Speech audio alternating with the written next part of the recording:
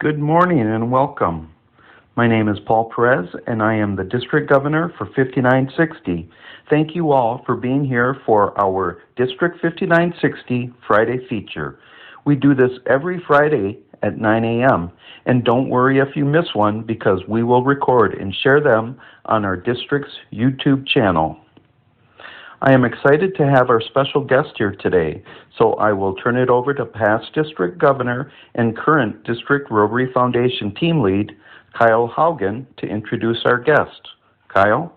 Paul, good morning, everybody. And we're excited about this morning, and here's how this is going to work. We're gonna turn it over to Jennifer in a second after I give a few words of introduction about her, and she's going to talk for about 20 minutes, 25 minutes. And then we'll have some Q&A after that for 10 or 15 minutes. So if you have questions, go ahead and type them in the chat box, and then I will moderate that afterwards to get any questions out. But our speaker this morning is Jennifer Jones, who is a Rotarian in the Rotary Club of Windsor-Roseland in Ontario, Canada. And currently, Jennifer sits on the Rotary Foundation's Board of Trustees. Before that, she was a Rotary International Board of Director for 2 years and served as Vice President of Rotary International in the 2016-17 Rotary year. A lot of us that have been in levels above the district have gotten to know Jennifer over the last several years because when she was a director, she represented our zone at the Rotary International Board and is a great friend to Rotarians across the world. Traveling far and wide to inspire people and to motivate people and to encourage people, and she's certainly doing that in her new role on the foundation trustees, as she is one of the co-chairs of the End Polio Now, Make History Today campaign to raise $150 million. So with that, you don't want to hear from me anymore, so I will turn it over to Jennifer and give her a nice District 5960 welcome, and thanks for being here this morning, Jen. Well, thank you, Kyle, and good morning to everyone. It is an absolute joy to be with you. And I've been having so much fun sending a few messages and looking around the meeting to see so many faces of friends that I know and love. So a little experiment for those of you who I haven't had a chance to meet, just so I can figure out who I know and who I don't know. If we're good friends and we know each other, give me a little wave right now. All right, just taking a quick look. Awesome. Well, there's quite a few. So some of you I haven't had a chance to meet, and so I'm really delighted that we get to spend some time together this morning. It is, it is an unbelievable time in our organization, in our world, in our homes. Every day brings new challenges, new experiences, and one of the things that I think we should all be very proud of is that at a time when our world is incredibly disconnected, that we are more connected than ever. And so I really commend Governor Paul for putting together a weekly get-together, a hangout, just to be able to spend time in shared experience. I think it's important for us to be reflecting together on how we're traveling and traversing, I should say, this journey together, because it's unknown territory for every single person in the world, and that makes it kind of a little unsettling. So while we get to do this together, that gives us a lot of, I think, comfort and just being able to be together. And this is nice. I'm doing a lot of Zoom calls, and at this time of the day, it is Zoom with a cup of tea. If you happen to have a 5 o'clock Zoom, let me know, because I'll gladly come back and join you for a adult beverage later on some other time. So this is crazy times. And as I said, and what is really wonderful is seeing Rotarians come together. The first Zoom call that I did in the pandemic world was about a month ago, and it was to a district in Texas. And they had a large district call. There was about 400 members. And for the first 5 or 10 minutes, I thought it was going to be a disaster because everybody was getting on. Nobody understood how to mute themselves. Nobody understood, the protocol of being on a Zoom or a web meeting kind of, any other platform kind of call. And, flash forward just a couple of days, this is how quickly we're morphing and changing. And everyone knew exactly how to get onto a call, how to how to mute, how to, participate properly. And I say everyone, that's those of us who have, very quickly jumped on to knowing that this is a way to stay engaged. But one of the things I do want to mention to you this morning is that there's a lot of Rotarians, and my challenge to you is to look around your own personal clubs. Today, maybe do a little inventory of, is your club meeting online, first and foremost, which is an important thing. And secondly, if you are meeting online, who's not attending? And, are there people in your club, particularly some seniors, who might not be used to using technology, a Zoom platform or FaceTime or different things like that? It's a time to reach out and to try and help people navigate toward this. We've talked a lot about moving into the virtual world in our organization, but it's really taken this pandemic to actually force us out of our comfort zones to get onto a platform like this. I know I spent half an hour with my own mom and dad just about 3 nights ago, teaching them how to use the Zoom platform, because they both have independent Rotary clubs that they were meeting with the next day. And so, it's a chance for us to be able to make sure that we're not leaving those behind, and making sure that they're engaged right now. And that's an important thing for all of us, to feel like we've got a lifeline, a connection, some source of hope, and some source of camaraderie and fellowship, which is the hallmark of why we join our organization and why we stay. I dare say that I think when we come out of this, whatever come out of it means, to another side, to resuming some sort of personal, physical connection with each other, I think that we're going to see new clubs, our existing clubs, taking on a different personality. I can see clubs going toward, if you're a club that meets 4 times a month regularly, I can see going to a model where you have 2 virtual meetings, and then 1 week where you have a service project and 1 where you have a social. We're seeing a lot of benefits to this. Obviously the cost part is a big one, but even the time, not having to get into your car and drive to another place, to another location, yet still being able to be together with people that you know and love.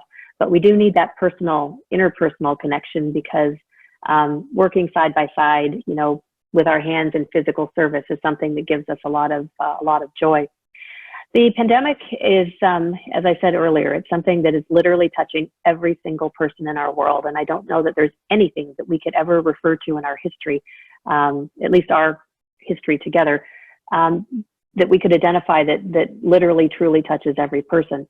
And I wanted to share with you, from a little bit of a personal standpoint, how it's moved a little bit closer into my home.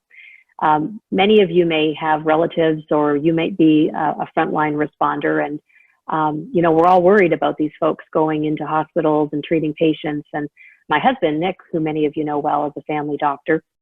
And for the better part of a month, he's been seeing his patients via telemedicine. And so most of it, almost all of it, with a few exceptions, has been over the phone. But he's also the medical director of a nursing home.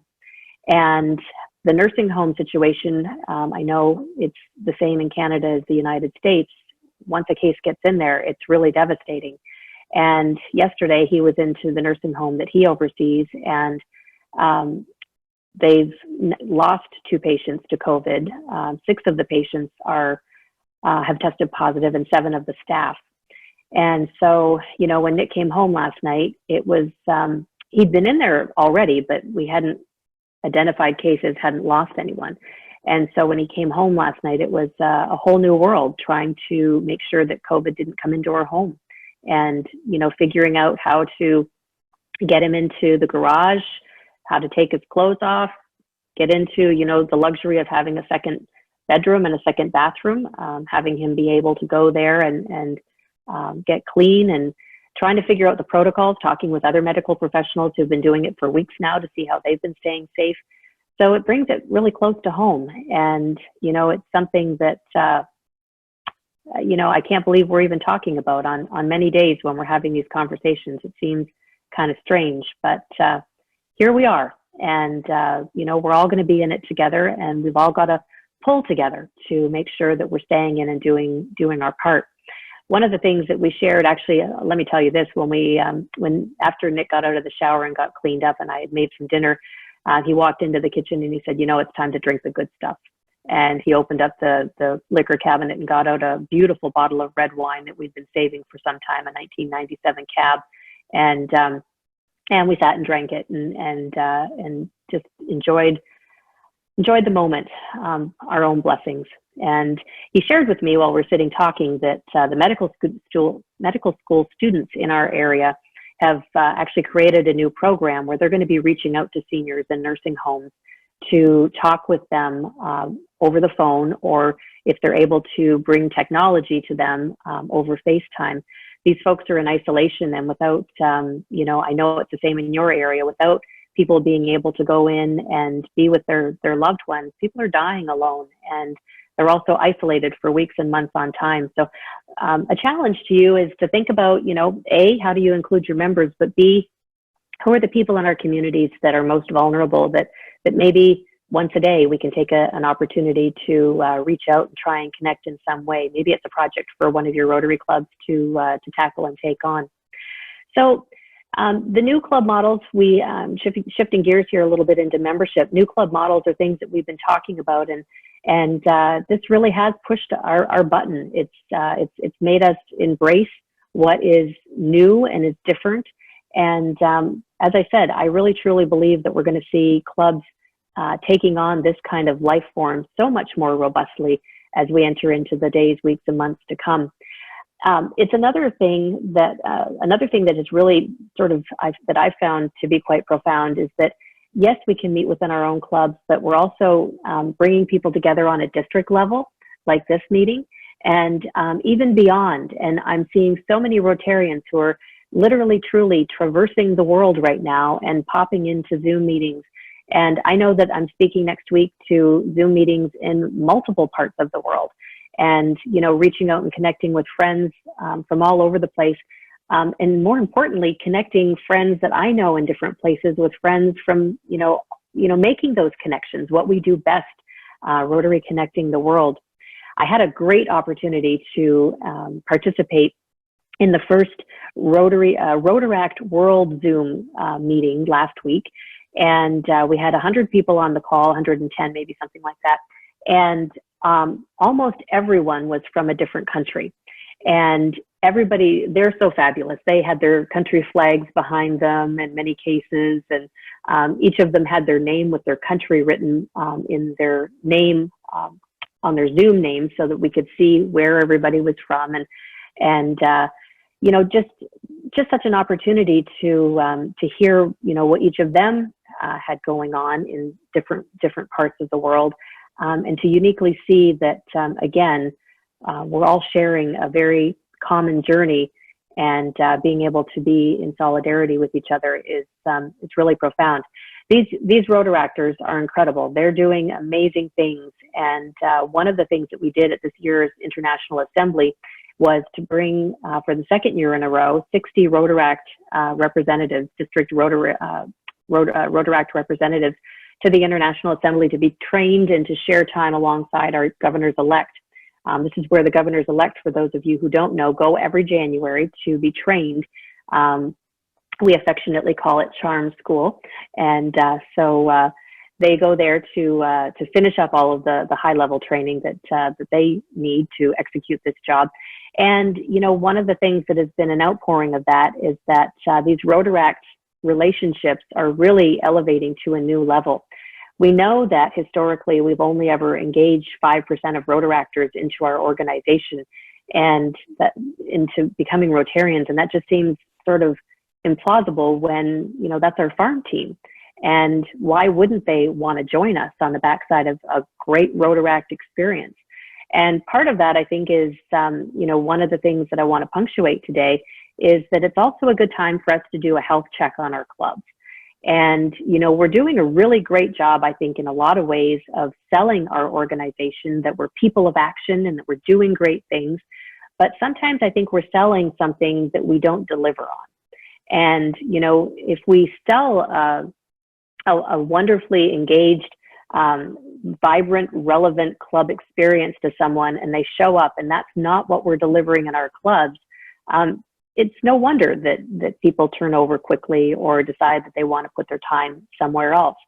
So I think it's a good time for us to take an honest snapshot at, what our own clubs look like and what can we do better? What are the antiquated things that maybe we've been scared to get rid of that we need to sort of move along? Right now, when we are in such an unprecedented time of change, it's a time to change things. And, it's a time where we can get away with doing that without people saying, but it's not the way we've always done it. Because we've all heard that phrase before. So it is an incredible time to be able to look at, what are our clubs doing? How can we increase our value proposition? What is it, that we want a new member to get out of their experience? And one of the most important things that I don't think we do, that I think we need to do more of, is when someone shows interest in joining our clubs, is to ask them, what do they want out of this experience? And then deliver it. Because we bring leaders into our organization and we make people better leaders. And so if someone is interested in becoming a better public speaker, learning more about board governance, running an event, being a treasurer, finances, any of these different kinds of things, ask them what they want and then put them into those kinds, give them those kinds of experiences, help them cultivate those kinds of experiences. We all know that, each one of us, I think, can probably reflect upon something that in our early days of joining Rotary, somebody gave us a meaningful task, something that engaged us and made us believe that we were an important cog in the wheel. And so take a look around at the people who you're recruiting into your clubs and what it means for them to be a new member. And there is, as President-elect Holger likes to say, there's no wrong age to be a Rotarian. And while we talk a lot, I just mentioned Rotaractors, while we talk a lot about trying to populate our organization with young professionals and with Rotaractors, which is vitally important to our organization's future, we also need to recognize that Rotarians of every age are critically important to the success of our organization. And that's because we bring together diverse perspectives. We can't all look at things the same way. We need to have gender balance, age balance, everything else we need to be looking at so that when we have one of the world's toughest problems in front of us, that we're able to look at it with a unique, critical eye, and then take those diverse perspectives to solve these challenges. One of the biggest challenges that we have had is obviously the eradication of polio, something we've been united behind for now, my goodness, more than 30 years. And, one of the things that I really want to share with you today is that right now is a time for us to be building point of pride with Rotarians about our polio eradication efforts. We've unfortunately just had to put a 6-month moratorium in on polio immunizations, but that's because the polio healthcare infrastructure, which we have built, which we are responsible for, is now been able to pivot those laboratories, those frontline workers, into being able to address COVID concerns in primarily India, Africa, Asia. And let's be candid, we're looking at a vaccine, not, we're being told a year to 18 months before we see a vaccine. Public health care infrastructure is going to be something important that we're going to be needing to look at around the world. And, Rotary does this best. And we need to, I think, share with people that because of what we've done with polio, we helped to knock out Ebola. We're now doing it with COVID-19 as well. It's going to take some time, and we'll get polio back on track. But I think this punctuates now more than ever how incredibly important it is for us to finish that job. And, many of us, when we talk about polio, and I'm sure I speak for so many of you on this call, we all talk about how it's a plane ride away. And that couldn't be any more than the truth right now as we look at what's going on with this pandemic. So those are some basic thoughts that I wanted to be able to share with you today. I really actually want to have a dynamic dialogue and would love to be able to talk with each of you, any questions that you have. any thoughts about the organization, personal things. I'm wide open to answering anything that you want to talk about this morning. And, just would love to open the floor. So Kyle, I'll throw it back to you, and maybe you can guide us through this. Thanks, Jennifer. If anybody has any questions, I think the easiest way to do it would probably be just entering them in the chat box. Or if you want, we can kind of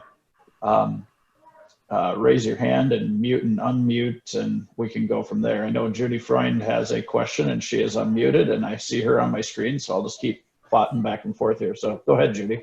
Great. Thank you, Kyle. And thanks, Jennifer, for that just really succinct, well thought out presentation. We had a great session a week ago on alternative club models, and I think some of the things you said fit in so wonderfully. I also really reacted to Nick's comment, drink the good stuff. That is a metaphor I would invite everybody on this call to really think about, because it of course can mean, why are we kind of holding back any energies that we might be able to put forth? What do we all take for granted? There's just many, many wonderful ways to think about that in a big way. So along those lines, one of the things that people have been saying over and over and over is that they're finding going out into nature being hugely therapeutic. So I'm wondering if you have anything to say about the possibility that environmental sustainability might become an area of focus for the Rotary Foundation, because it definitely seems as though that's really resonating with people. Thanks. So good to see you, Judy, and thanks for the question. I agree with you. Being out in nature right now is something that I know has been very important to my mental health. I've been trying to get my 10,000 plus steps in every day, and I did 92,000 steps last week. So I'm feeling like I'm doing a good job.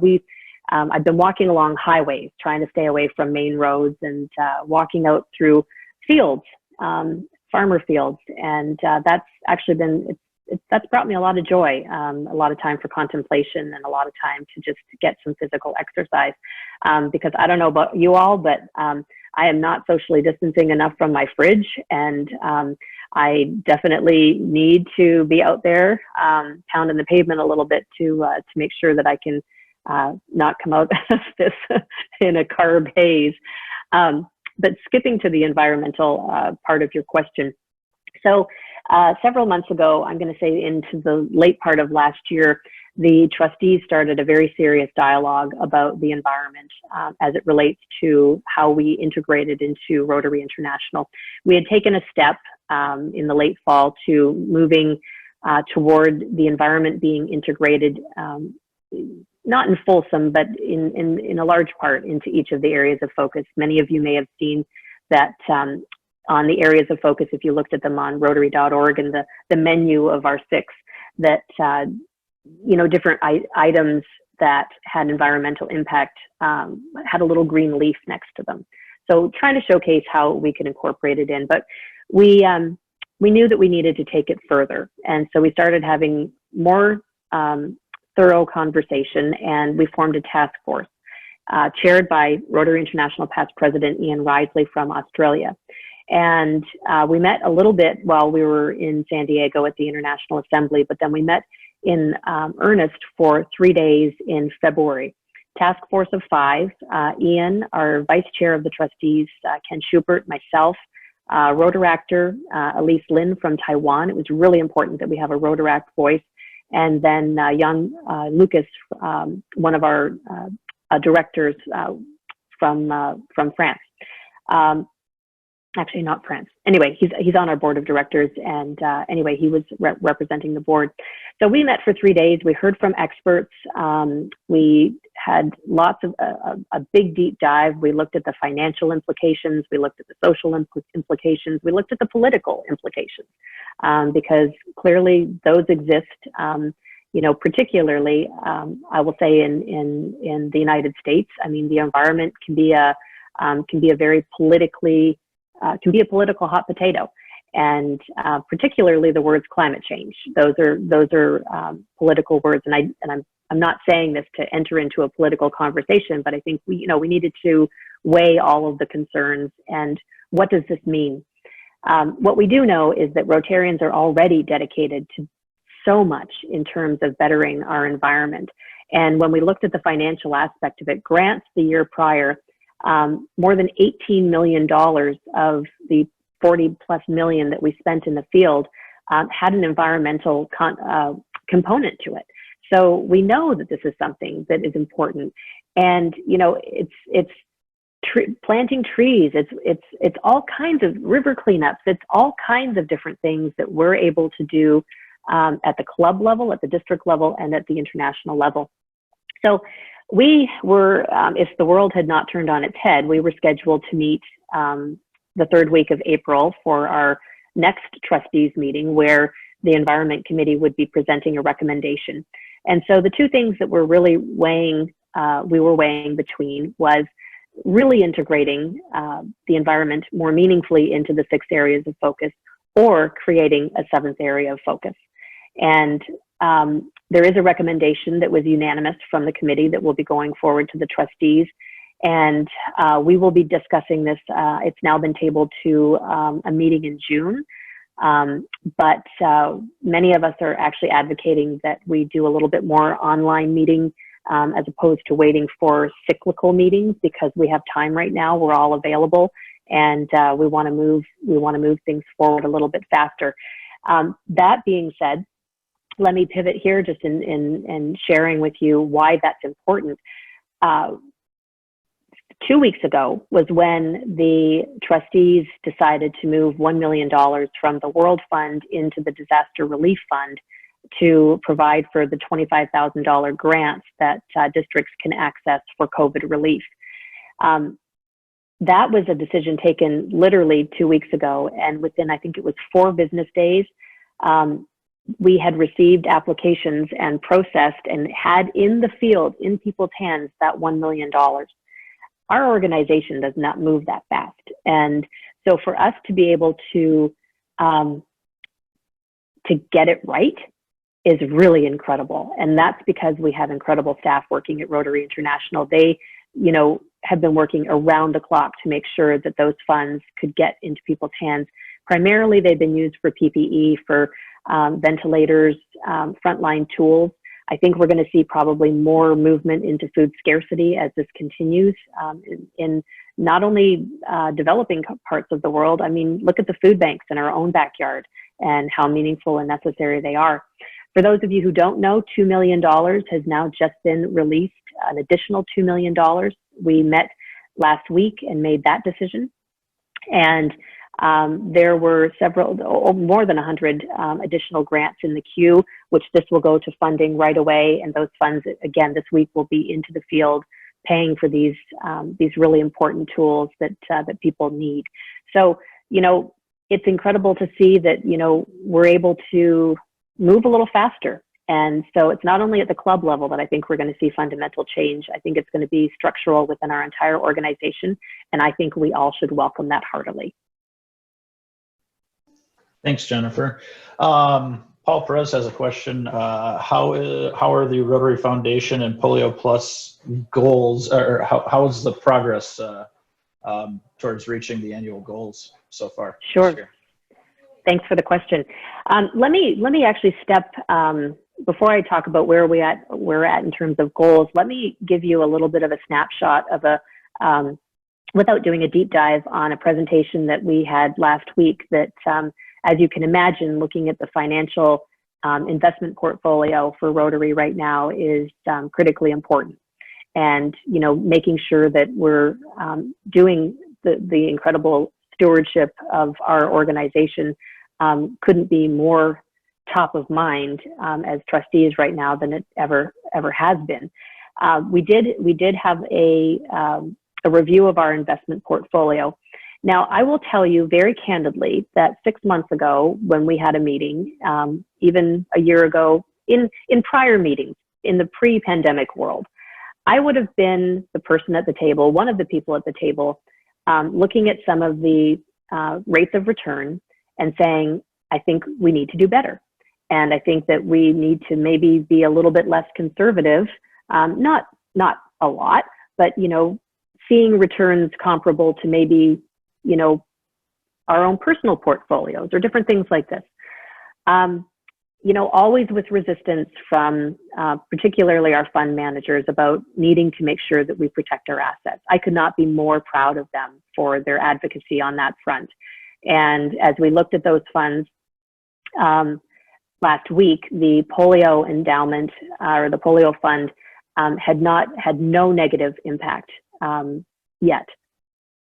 And it doesn't look like it will.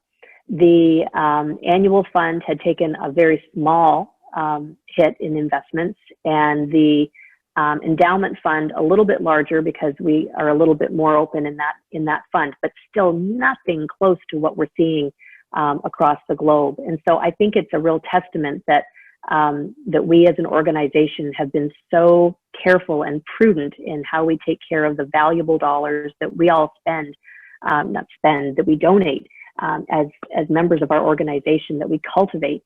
And I think that that's important for people to know, that we're in good shape. And even though we've taken this global hit, that we're right now, we are very stable. And I think that's important for all of us to know. Okay, the second part of the question, on track to goal. Prior to the pandemic, we were on track. I think it would be fair to say, every day is different on every level of our global existence. I think it's going to be fair to say it's going to be hard to reach the $50 million that we have targeted for this year for our polio campaign. However, as I said earlier in the call, polio couldn't be more relevant. And I think we really need to galvanize around that and, secure as much DDF as we can to get us to the 50 million. We certainly know that Bill and Melinda Gates Foundation renewed their pledge to us in January for an additional 3 years of matching us 2 to 1. So we have to take advantage of those matching dollars. We can't afford not to. And so I don't know the specific number of where we are to date, but like I say, it's going to be, this fourth quarter is going to be a struggle, and we need to be focused on the end game and getting to that $50 million mark. So as we see where the gap is, this will be definitely communicated, and stay tuned. I'll have more to say about this soon. Thanks, Jennifer. Kind of a double question from people in the chat box. John Shannon and Vicky Dilly asked questions that were similar, and I'm going to paraphrase them a little bit. But as you've seen, as you've attended a number of Zoom meetings on Rotary clubs around the world, how are any tips or best practices in terms of how they are engaging their members during those online meetings, or engaging guests or visitors as well during those, so it's not just a wall of people and sitting in the background? What have you seen that's working well? Well, I want to give a shout out to Kathy. She was greeting everyone as we arrived on this call today, and I don't know if that's standard protocol for what you guys have been doing, but that's the first I've seen someone doing that, like a virtual greeter on one of these calls. And just every time the ding dong doorbell went off, she said, "Hi, Jack," and "Hi, Craig," and "Hi, Marlene," and that kind of thing. Well done. That's a best practice I'm going to share with other Zoom meetings, because we all know that the greeter at the front door of our Rotary Club is something that is important to make people feel welcome. And Kathy, that was a really nice touch. So well done, well done. I'm trying to calm my mind as I'm saying this to other best practices that I'm seeing. Certainly, as I mentioned, everyone understanding the protocol of muting and how to use the chat box and how to be able to engage is important. I think that one thing that I have seen is different kinds of meetings. So this being a traditional one with a speaker engaging in dialogue, I think the more that you can engage in dialogue, the better, because it gives people a chance to be part of it. And when it's more two-way than strictly one way, I think I think that's a good thing. So I think you need to hear a message, but I also think that, you know, if you can allocate more time to this kind of discussion and hearing more from people, I think that's a really valuable thing. I also think that, you know, sometimes we just need to be a little lighthearted. I was on a Zoom call at 7:30 this morning, and the speaker I was there to do a 5-minute, they called it cameo at the beginning, and then the speaker was a humorist. And we all had a really good laugh. And I got to tell you, I gave him a lot of grief for putting a 7:30 a.m. meeting together, because it was like, okay, we're on quarantine schedules now, people. Like, we can meet at 8. But it was really great to laugh and to have some fun. So I think, you know, making sure that we strike balance in what we do, and not forgetting the social aspect, because right now I think that that's really important. And I don't know how many of you are doing this, but since this has begun, we have 2 sets of friends that at 5 o'clock every day, we're doing virtual happy hour. And we sit for a half an hour to 40 minutes together, and we share a glass of wine or maybe a cup of tea, depending on what the day is, and just kind of reflect upon where we're at and what's going on.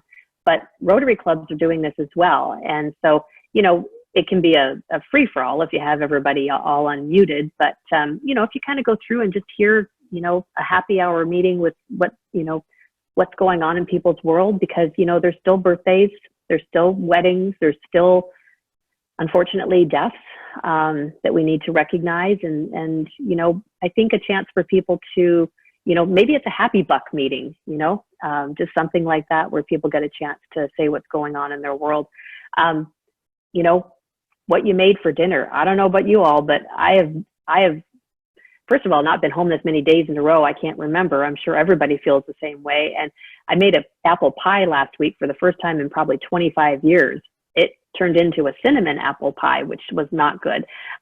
So I need to redeem myself on that front.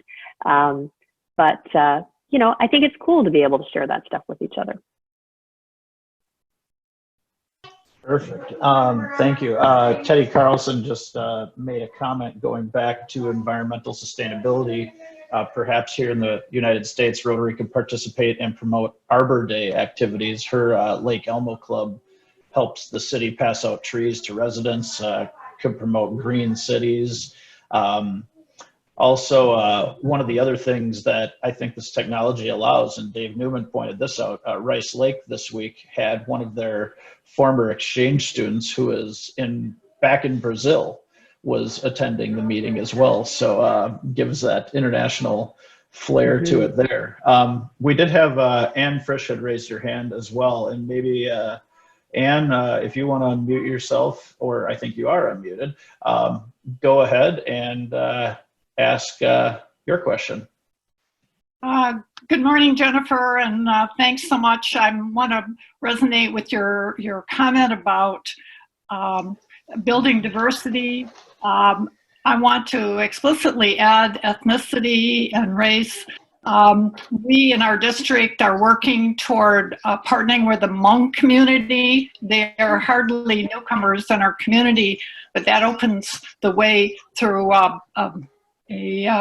various interactions to bringing in also more women and men and bringing vibrancy to our community. And then we have many other communities that other people can reach. I understand that one club in our district actually went to Muslim prayer a couple years ago and walked out with 2 members. So I think crossing this barrier is really opening new opportunities for us. Absolutely. Absolutely. Great comment. Thanks, Ann. Anybody have one final question? We're running up on 45 minutes here and want to be cognizant of people's time, but any other questions that anyone has? Hey, Kyle, I see Fred Trieber asked a question, and I'm curious also about the Rotaract meeting that you mentioned, Jennifer. Is that available on Zoom to view, to listen to? I am almost 1,000% positive that they recorded it. I can reach out to the gentleman who coordinated the entire call, a Rotaractor in Chile, Ignacio. You know, here's a great diversity story. You know, just to build upon what Ann said. Ignacio is a Rotaractor and he's now a dual member of Rotary, and he's part of the Rotaract committee, RI Rotaract committee.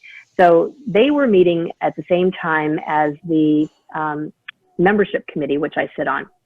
And we were all in Evanston at a meeting several months ago. And so as I said, his name is Ignacio. Well, everybody calls him Nacho. And so, you know, I guess like it's just a fun term. So we were seated next to, and he's a very vibrant guy.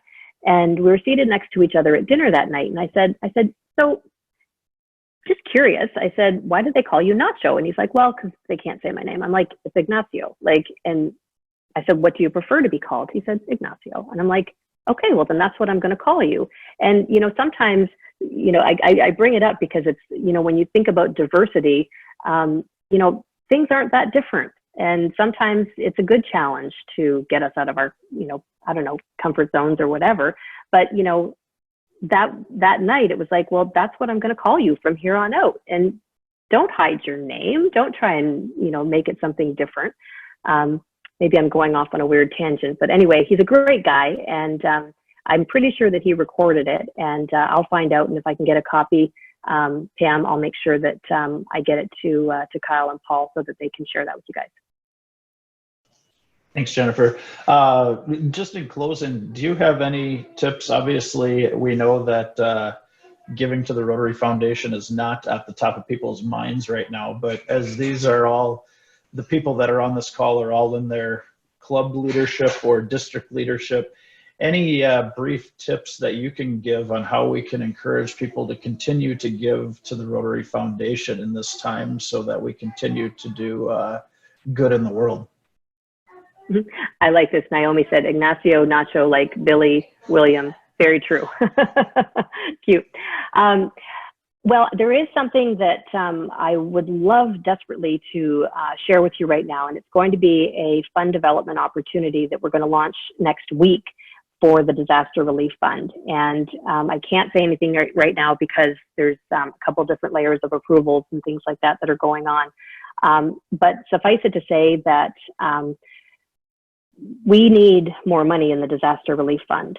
And if you look at it from the perspective that we have 528 districts in the world, and we created these $25,000 grants to deal with things on the front line, if all 528 of those districts had a $25,000 grant, you're looking at $13.2 million. I've told you how we put $3 million into these and how it was spent in lightning fast rounds in a matter of days.